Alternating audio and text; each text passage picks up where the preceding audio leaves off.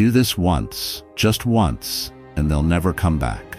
No more guilt, no more explaining, no more rehearsing what you'll say next time they cross the line, because there won't be a next time.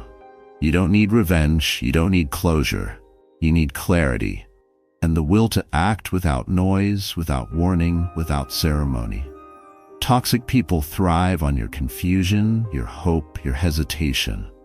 But the moment you see them for what they are, and walk without a word, the game ends. This is your final move, and once you make it, they won't chase you, they won't touch you, they won't even know how to reach you anymore. Let's show you how. And once you learn it, you'll never be the same again. Number 1. The power of silent certainty. Epictetus said, "If someone gets you angry, know that your mind is also to blame." He wasn't simply telling you how to manipulate people, he was giving you a weapon. The worst thing you can do to a poisonous person is not talk to them. You don't beat them by getting angry or arguing with them. You beat them by taking away the thing that makes them strong, your emotional availability. Not talking to someone is not the same as being sure. It's deeper. You know for sure that you don't owe them access to your mind, time, or feelings anymore. You don't move because you're passive. You stay stationary because you're grounded. You don't need them to understand you. Therefore, you don't explain yourself. You don't explain your choices because you don't need their approval anymore. Toxic people are really good at making unseen strings, making you feel bad about what they've done for you in the past, bringing up memories of how you used to be, changing the blame so gently that you start to doubt your own memories. But as you establish silent certainty, those strings break. Every time they poke you, hoping for the usual defensive or apologetic response, and you don't give them one, they start to fear. You become impossible to read. And that's scary for someone who needs things to be predictable to control you.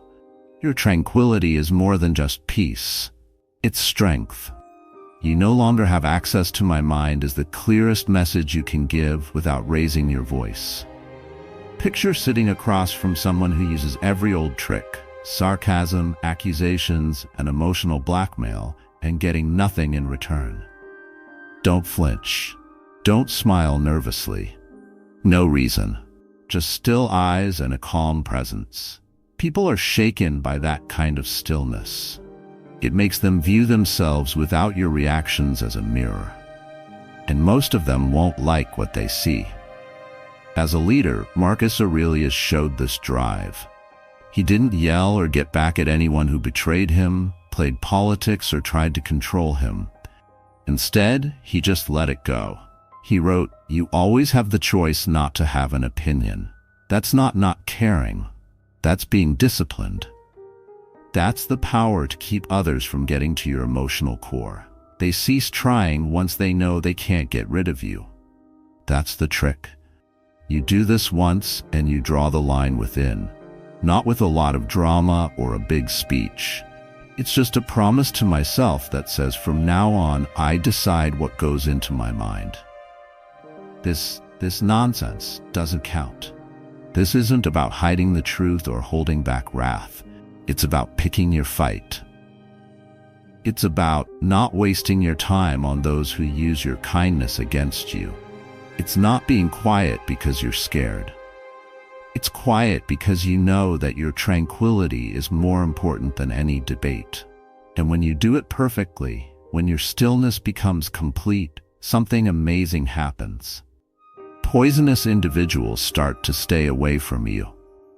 Not because you scared them, but your energy can't handle their mayhem anymore. Their games don't work. Their insults don't work. It seems like their existence is pointless. You are now a mountain, and they are only echoes that are lost in the wind. Number 2, emotionless boundaries. Epictetus said, "If someone gets you to act in a certain way, know that your mind is also to blame." He wasn't simply showing you how to manipulate people. He was giving you a weapon. The most dangerous thing you can do to a poisonous person is not talk to them. You can't beat them with fury or debate. You have to take away the thing that makes them strong, your emotional availability. Being sure without saying something is not the same as ignoring someone. It's more than that. It's the strong belief that you don't owe them any more of your time, mind, or feelings. You don't move because you're not passive. You're anchored. You don't explain yourself since you don't need them to comprehend. You don't have to explain your choices because you don't need their approval anymore. People that are toxic are really good at making unseen strings, making you feel bad about things they used to do for you, bringing up memories of how you used to be, blaming someone else in such a way that you start to doubt your own recall. But once you develop silent assurance, those strings break. Every time they poke you, hoping for the usual defensive or apologetic dance, and you don't give them one, they start to fear. You become impossible to read, and that's scary for someone who needs things to be predictable to keep you in line. Your tranquility isn't just a sign of peace, it's also a sign of strength. You no longer have access to my mind is the clearest message you can give without ever raising your voice. Imagine sitting across from someone who uses every old ploy, including sarcasm, accusations, and emotional blackmail, and you don't receive anything back. No flinching, no smile that shows you're nervous. No reason given, just still eyes and a calm presence. People are scared when things are that quiet. It makes them look at themselves without your reactions as a mirror. And most of them won't like what they see. Marcus Aurelius showed this vitality in the way he led. He dealt with betrayal, politics, and manipulation not by becoming angry or getting back at people, but by not letting them affect him. He said, "You always have the choice to not have an opinion. That's not being lazy. That's being disciplined. That means you can keep others from getting to your emotional center. They stop trying once they know they can't shake you. That's the key. You do this once, and then you set the limit for yourself. Not with a big speech or a lot of drama. It's like an inner contract that says, from now on, I decide what goes into my mind. And this nonsense doesn't count. It's not about keeping your rage within or hiding the truth. It's about choosing your battlefield. It's about not wasting your energy on those who use your kindness against you. It's not silence out of fear. It's a quiet tranquility that comes from understanding that your peace is more important than any fight. And when you do it perfectly, when you become completely motionless, something amazing happens. Poisonous individuals start to stay away from you. Not because you scared them, but your energy can't handle their mayhem anymore. Their games don't work. Their insults don't work. It seems pointless to have them around. You have grown into a mountain. And they just sounds that got lost in the wind.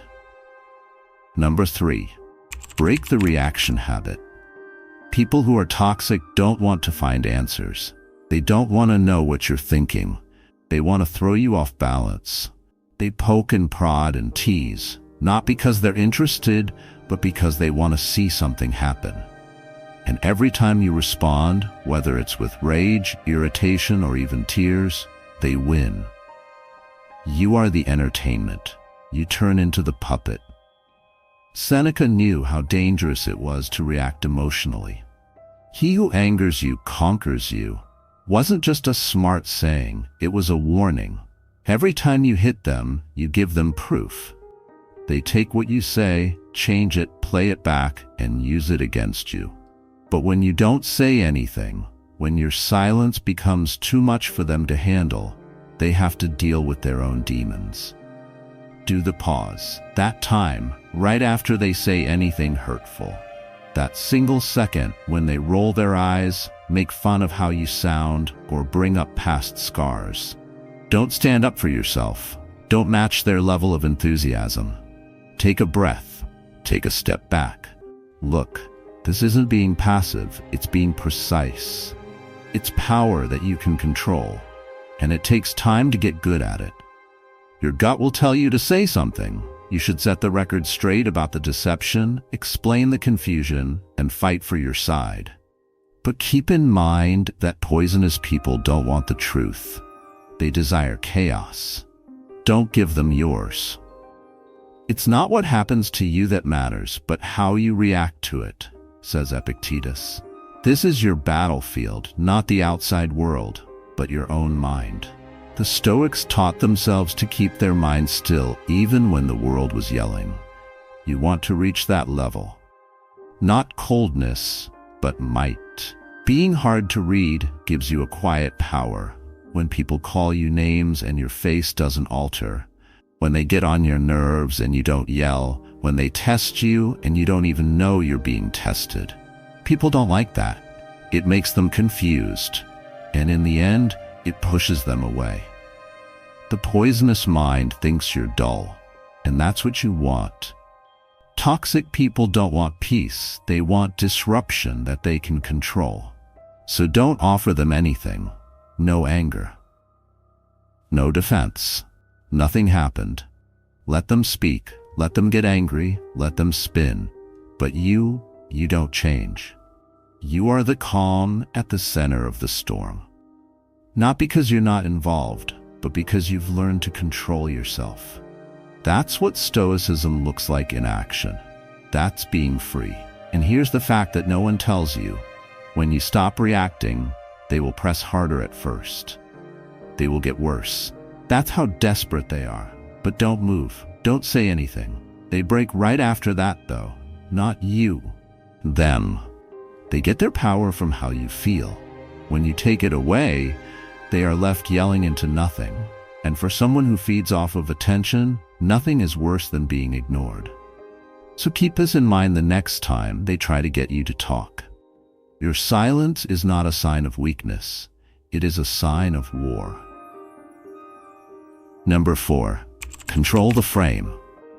People who are toxic constantly want to be in charge. They talk first, talk quickly, and talk with a lot of emotion to shift the balance of power. But here's the truth. They can only win if you let them. Most people come into interactions without thinking about what they're going to say or do, ready to give up their presence. And that's how the manipulator gets what they want. Not with truth, but with speed. When you control the frame, you walk in as if the room is spinning around you. You're not reacting to their energy, you're setting your own. This isn't about being arrogant. It's about independence. It's about walking into a fight, a confrontation, or even a deceptive trap and staying completely calm. Marcus Aurelius, the emperor who had to deal with wars, betrayal, and diseases, observed in Meditations, you have to put your life together one action at a time. And in every conversation, you have to put together your presence word by word and breath by breath. That's how you take charge of the frame. Slow down when you talk, not because you're not sure, but because you mean it. When other people hurry to fill the stillness, you stop. When they yell, you talk more quietly. The poisoned mind doesn't like this change since it takes away their momentum. They're ready to run, but you stay motionless. They lose their beat. They lose their balance. People that are toxic do well in noisy places, in a state of perplexity, at a fast pace. But when you talk slowly, quietly, and directly, it's like turning on the lights at a con.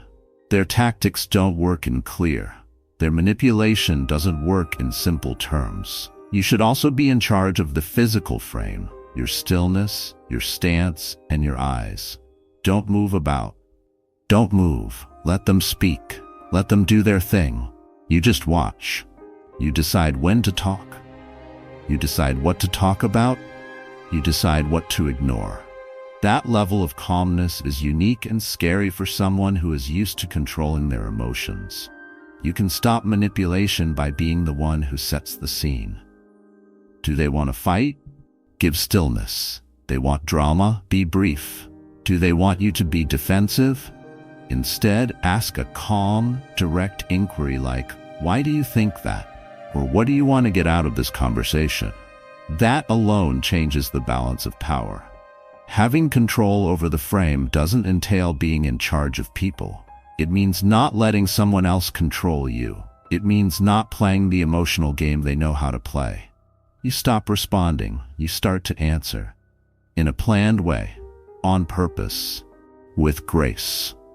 Epictetus stated, "First tell yourself what you want to be, and then do what you have to do." Say this: "I am the calm in the storm. I set the mood. I set the space." Then when you talk to someone, remember that truth. Don't say it out loud. Keep it in your spine. And here's the part that breaks them. Once you take control of the frame, they either change their frequency or leave. You win no matter what. Number 5. Erase the need for closure. People who are toxic are good at open loops. They don't answer your queries, leave your feelings hanging, and keep your relationships half alive, just enough to drive you crazy. They go away without notice, then come back with half-hearted apologies and recollections that don't make sense. And every time, you hope for the missing piece that will ultimately make sense of the story. But that missing piece isn't real. It never happened. They weren't attempting to build closure, they were trying to build control. Every time you don't answer, every time you don't show up, and every time you send a "we need to talk" text and then disappear, it's all part of the same act. One made to make you wait, waiting for an apology. The reason, the clearness. But Stoicism teaches us something very different. You don't need their ending to write your own. Epictetus said it clearly. Don't expect everything to go the way you want it to. The bad individual won't let you go cleanly. The nice ending. The last chat that puts everything together. Because that would mean letting go of their hold on your mind. That would mean letting you go. They take advantage of your yearning for closure. And the more you chase it, the more they hold on to it. You have a psychological leash around your own neck. But once you know this, you can start the most potent act of rebellion, letting go of what you're saying. Let them be curious. Close the door without saying goodbye. Don't let the apologies come. You don't need them to admit it. You don't need them to make your pain real. You don't even need them to know what they did. You just have to choose peace over proof. Seneca said, "We don't have a short time to live, we waste a lot of it." And how much time have you already wasted going over conversations that never finished, writing texts you won't send, and reading silence like it's the Bible? That's enough. The chapter is over, even if they never signed the last page. Most people don't know this, but you have to establish closure inside yourself. Someone doesn't just give it to you, not someone who is taking advantage of your confusion. When you stop needing their version of the tale and trust your own, you offer yourself closure. So stop saying, "What did they do?" and add, "It won't happen again." Stop believing that the last chat will be a big deal. No, it won't. It will happen again. Let go before the show starts again. Leave before the encore. Silence is powerful. There is peace in questions that don't have answers. Your healing isn't delayed by their lack of an apology. It's delayed by the idea that you need one. Marcus Aurelius said, "Don't choose to be harmed, and you won't feel harmed." In other words, don't let them keep you imprisoned in the emotional maze they've made for you. Decide to quit the circle. If you have to, finish the chapter in the middle of a sentence, but do it. You don't have to send them another message, another meeting, one more try to get it. You owe it to yourself to be free. And that starts when you stop waiting for things to end and walk without it. Number 6. Make disrespect uncomfortable. Denying someone access to your emotional warmth gives you a silent type of power. When you respond to disrespect with a quiet withdrawal of energy, not wrath, not revenge, just removal, you make people uncomfortable in the most precise way. It's not that loud. It's not a big deal. But that will always be in your mind. Senators plotted against Marcus Aurelius behind his back, while generals doubted his judgment. But he never let their lack of regard change who he was. He just took back his permission, his presence, his focus. He said the best revenge is to not be like the person who hurt you. That's the idea, to keep your dignity no matter what someone says to you. If you grin through someone being rude to you, make excuses for it, or downplay it, they learn. They find out that their actions don't have any consequences, that your kindness is always there, that you will stay no matter what. And they will do it again. But they can tell if your energy changes right away, as when your face hardens, your answers get shorter, and your warmth vanishes. The comfort they used to feel is gone all of a sudden. They no longer have the mental safety net they used to have. And what do you want instead? Be quiet. Distance. This isn't about playing with people's feelings. It's about being clear about your feelings. You aren't punishing them, you're teaching them. You are saying without saying it, this is where my standard lives. Disrespect does not last here. He who tolerates insult invites injury, Seneca once said. They are the ones who did it initially. The second one, it's your fault. Putting up with disrespect over and over again doesn't make you strong. It just gives you a place where someone else's poison can grow. You don't have to fight with them. You don't have to say it out loud. You are in charge of what behavior you let go on, though. The most important thing is not to explain too much. Don't go on and on about why they hurt you. They wouldn't have done it if they cared. It's not your explanation that they respect. It's your limit. And as soon as you stop being emotionally involved, you hold up a mirror to their actions. Allow them to see it. Let them stay outside in the cold. You don't have to bang on doors. You don't have to block and broadcast. Just don't be available. Become impossible to read.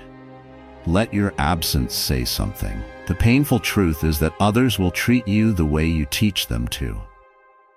And when you teach kids that disrespect leads to distance, not drama, you develop a wall of self-respect that no one can break through. Epictetus said, "Focus all of your attention on what is really your own concern." Their words, their tantrums, and their attitude are not your problem. But what did you say? What about your energy, your presence? That's yours. Take care of it like your peace depends on it, because it does. Don't argue the next time someone is rude. Don't beg, just turn down the heat. Get cold. Be quiet. Go free. That's when they'll know. And that's when they'll get it. This is someone who won't put up with disrespect. Not 2 times. Number 7, the one-time energy audit. At some point in everyone's life, they need to take action. Not later. Not after one more chance. Now. That moment is when you check your energy, and you don't have to spend weeks thinking about it or doing sophisticated emotional math. It needs honesty and a single, firm choice. Imagine the scroll again. One side is lit up with names that make you feel visible, strong, and steadfast. People who make you feel better just by being there. And then, the other side. Names that make your stomach turn. Names that make you nervous every time you call. Names that make you doubt your happiness. Seneca was clear when he advised, hang out with people who are likely to make you better. He knew that your surroundings, especially the people in them, aren't neutral. People either help your fire by giving it oxygen or slowly put it out. We want to think we can't become sick, that we can get over, that we are strong enough to handle those who are hard to cope with. But how long you can put up with bad energy doesn't show how strong you are.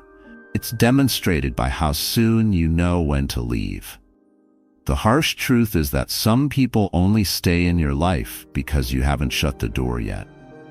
Not because they deserve it. Not because they deserve it. But you leave the door open, expecting they will change, become softer, and grow. Not going to happen. They are who they are.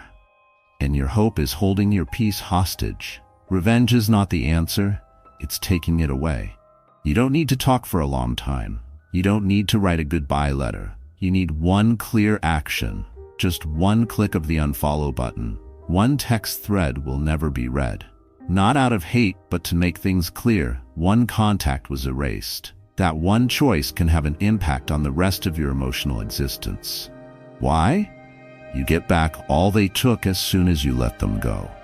Not only time, but also trust. Quiet mind. Rest. That low-level stress that has been going on in your head like background noise, out of here. It's not about being with perfect people. It's about being purposeful. The 5 individuals you spend the most time with are the people who make you who you are. If any of those 5 are toxic, dishonest, jealous, or manipulative, it's easy to see that your average goes down. The soul takes on the color of its thoughts, said Marcus Aurelius. But he didn't say it, because we know that the people we spend time with form our thoughts. The people around you are changing your soul every day. What color is it changing to? And here's the last aspect that will make you uncomfortable. Some of the folks who are draining you won't appear like bad guys. They will smile, they'll have good intentions, but if your nerves are tense when you hear their name, believe it. Being nice doesn't always mean someone is good for you. What is this audit? You only have to do it once. You won't be able to stand that darkness again until you feel the lightness that comes with getting rid of the incorrect person. So do it right now. One name, one step, no second guessing, no ceremony, just the choice. What happened? Months or years of energy coming back into your life? You forgot that peace existed. You believed you had lost your momentum. All of this came from one audit that was done once with Stoic accuracy. Number 8. Burn the role they cast you in. Toxic individuals are like writers, and you've been living in their play for too long.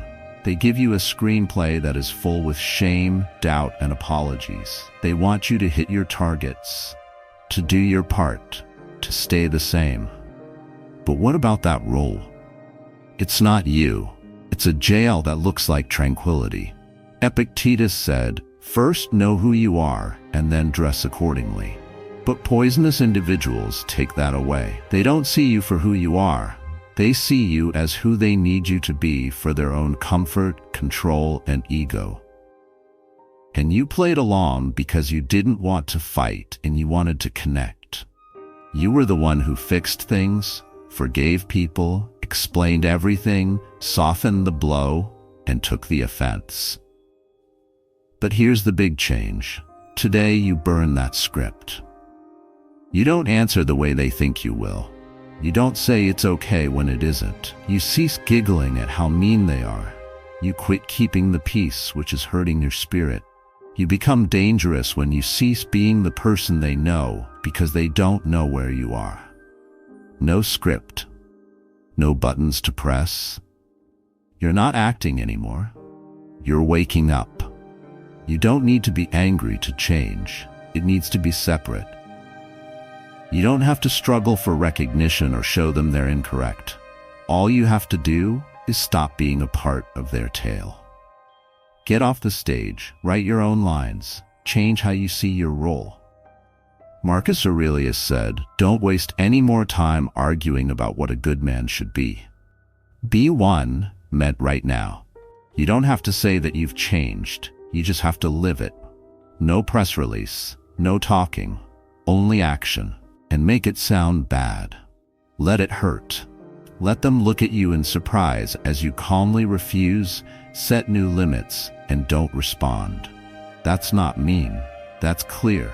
That's you taking back your identity, not the one they made for you, but the one you've built through fire, thought, and stillness. As long as you live, keep learning how to live, Seneca says. You might not have known how to say no yesterday. It's possible that you didn't say anything to keep the peace, but not today. You've learned today. Now you do something. That is Stoicism in action, not just a theory, but a change. So when they come at you with their regular lines, their anticipated theatrics, and their rehearsed accusations, don't act like the person they remember. Your quiet should confuse them. Let them be angry at your limits. Let your silence speak louder than any argument ever could. They will say, "What happened to you?" And you'll smile, not because you want to answer, but because you finally get it. You were never that character to begin with. You just forgot. They'll never let you forget again now. Number 9. Master the gray rock method. Being forgettable can be a powerful strategy. It's not a sign of weakness. It's not giving in. It is the most powerful type of psychological warfare. When someone's weapons are manipulation, drama, and provocation, the best way to fight back is to stay neutral. The gray rock method is easy to understand, but harsh. You don't give anything of worth, like anecdotes, arguments, or wounds to pick at. You become stone, not a stone of anger, not a bitter stone, just plain, smooth stone that won't shatter. Epictetus remarked, "It's not what happens to you that matters, but how you react to it." The gray rock method doesn't mean staying away from fights. It's about not giving it food. The fire goes out as soon as you take away the fuel. The truth is that toxic individuals are addicted, not to drugs, but to power, to pandemonium.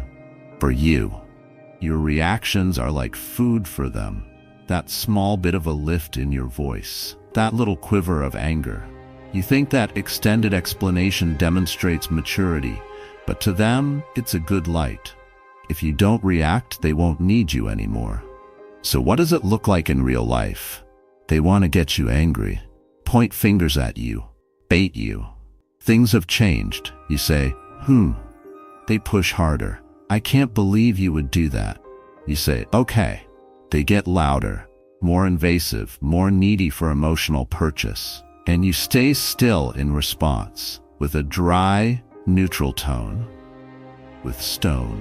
In the end, they give up not because you won a fight, but because you didn't fight at all. The philosopher emperor Marcus Aurelius went through treachery, war, and political games.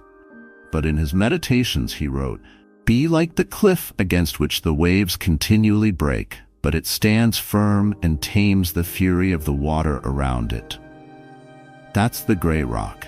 It's not weak, upset, or quick to respond. Just there. Solid. Not impressed. This way of doing things isn't only for them, it's for you too. You get back more energy for your own intellect, tranquility, and life when you don't squander emotional energy attempting to figure out their craziness. You stop thinking too much. You cease protecting yourself. You stop flowing into every argument they turn into a fight. Instead, you are the wall that their arrows hit. They won't understand it. Make them mad. And in the end, they became bored. And that's what they want, boredom. Because boredom is how you get out. It's the easy way out. No fighting. There was no explosion. Just silence. And then gone. They'll look for the you who used to yell, cry, explain, and plead. But that version died when you decided to become a rock. Not chilly. Not mean. Okay, and what about clarity? That's the one thing that poisonous people can't handle. Number 10. Use time as a weapon. Seneca wrote in his letter on the shortness of life that people are frugal with their personal property, but they are most wasteful with the one thing they should be stingy with: time. Toxic people are experts at stealing your most valuable asset, not your money, love, or anything else, but your time. And the best way to cut off their power is not with words, but with time. Time doesn't just cure, it also keeps things apart. It makes things far away, it makes walls. When you react right away to their disruption, you make them think they still have a place in your life emotionally. But when you stop for a few hours, days, or even forever, everything changes. They send you a text, you read it, you wait. They ring you up, you can see it, you let it ring. They want your attention. You give them silence, not because you're mad, but because you've changed your priorities. That holdup, that area, that's you taking back your independence. Here is when patience turns into power. In Meditations, Marcus Aurelius said, "If something outside of you is bothering you, the pain is not because of the thing itself, but because of how you see it. And you can change that at any time." Toxic people make issues seem urgent. It's a show meant to draw you back into their web. They love when things are urgent because it makes you less logical. It makes you react right away instead of think about what to do. So don't answer right away. Don't answer quickly. Don't do what they want you to do just because they want you to. Respond only when it helps you keep your peace.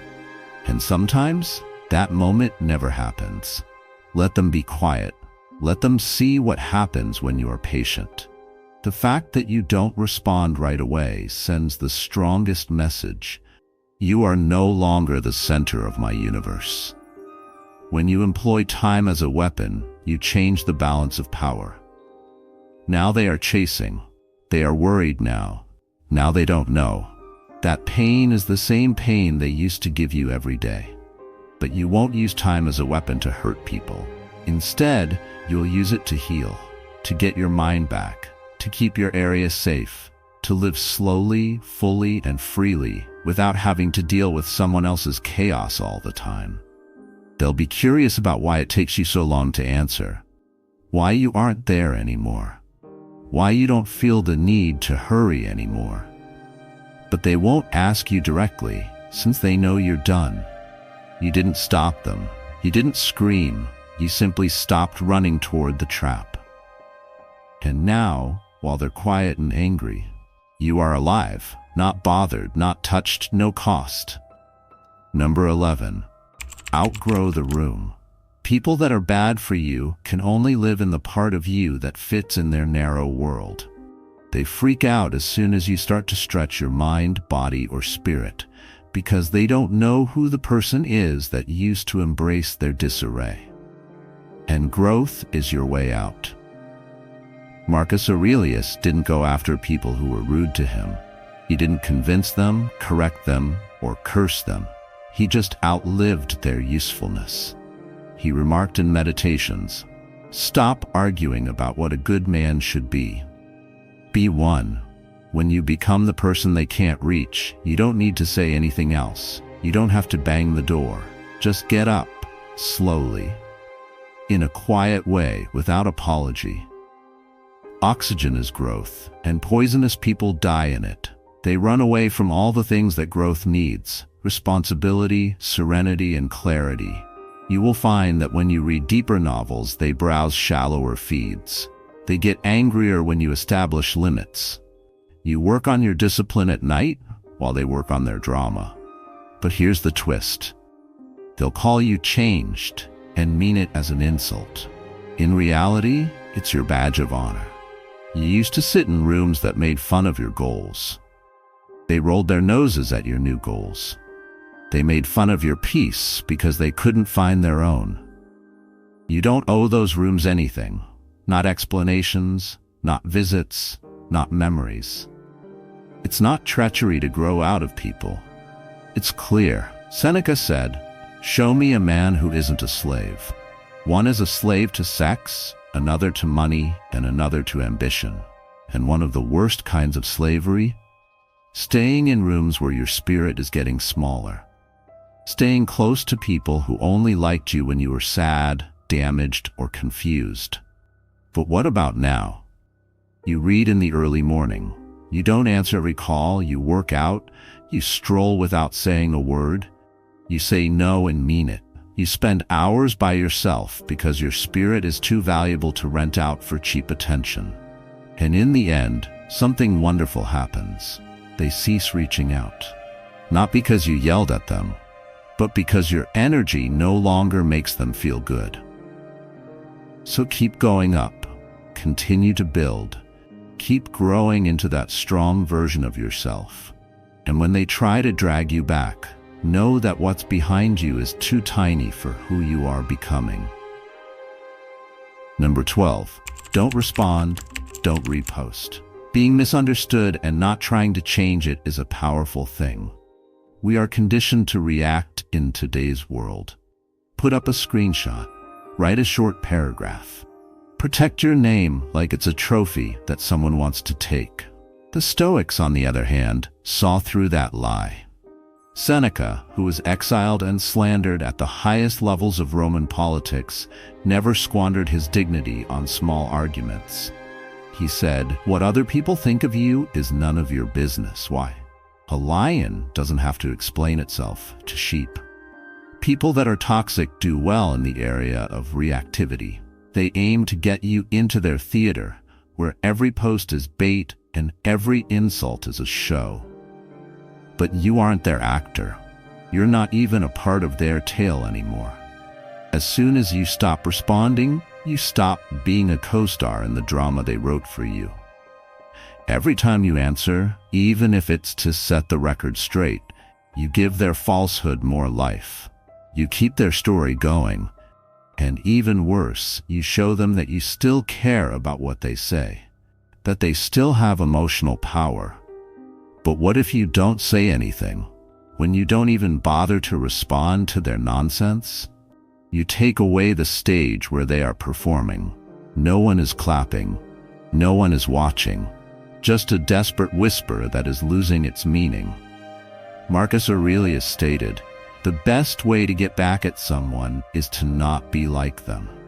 Don't act like someone who lies about you, tries to ruin your reputation, or misquotes your background. Don't go down. Get up in silence. Let your life show them they're wrong. They can't disagree with this. You're still building, still becoming bigger, still at ease. Their following might find it funny now. Their companions might take a picture of the moment. But months later, when they can't take it anymore and everything falls apart, you'll still be there. You'll still be doing well. And no one will remember how loud they were, only how quiet you were. You don't have to share their lies again to set them straight. You don't have to justify why you aren't in their toxic circle. You don't have to fight back. You should live a good life. You have to travel so far, so quickly, and so free that their words seem insignificant compared to how fast you're going. And believe me, people will ultimately see through the fog. Time shows who you are. Truth always wins. Slander may burn brightly, but it doesn't last long. And when the smoke clears, you'll be standing tall, unharmed, and calm. Let them bark. You have already left. Number 13. Cut without ceremony. People who are toxic expect fireworks when you leave. They want drama. They want one last text so they can change what you said, post it, make fun of it, and start the cycle all over again. Don't hand it to them. Give them something far worse: silence and being away. Epictetus lived in a society of rulers and slaves, where being in charge was a luxury, not a guarantee. He emphasized, however, that freedom is not gained in running away, but in understanding. When someone constantly shows that they don't respect your principles, your limits, or your tranquility, there's nothing else to talk about. The truth has come out. The only thing you can do now is go. No need for closure. There's no need to fight. There's no need for one last chance, because you've already given them a lot. And every time you came back, you taught them that turmoil is like a revolving door. But now, that door is closed. Not with anger, not with getting back at someone, but with determination. People that are toxic need reactions to stay alive, but they die when people don't care. So quietly cut the wire. Stop the number. Get out of the group conversation. Stop following. Not to hurt them, but to keep you safe. And here's the most important thing. Don't look back. Don't look at their stories. Don't ask friends you both know. Don't dwell on the memories of who they used to pretend to be. That version never really happened. Now, what matters is the space you've taken back. Marcus Aurelius remarked, "The quality of your thoughts determines how happy you will be." If someone keeps polluting your mind, insulting your beliefs, and making it hard for you to think clearly, you have a sacred duty to leave them for good. Not with a bang, in silence. Picture this: no answer, no response. You just have to keep going with your life without them. You get up sooner, you smile more, you chuckle more easily. That tightening in your chest? Gone. That worry before the phone rings? No more. That never-ending overthinking? No more. This is what happens when you cut without ceremony. You stop the conflict by leaving the battlefield. You win by not fighting. And the best part? You only have to do it once. A clean break, one calm exit, a strong choice. That's all it takes to make sure they don't disturb you again. They stop when they see that their hooks don't reach anymore and that they can't pull any more rope. They can't control a ghost. They can't control a memory.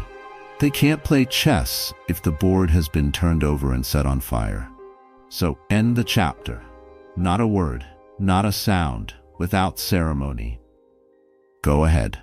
In the end, you are not responsible for poisonous people. Your calm is. And as soon as you understand that protecting your energy is not selfish but necessary, you become more powerful. One move, one clear act. One last time they won't be disturbed. Once you do it, they won't bother you again. Go forward. Be quiet. Stay strong.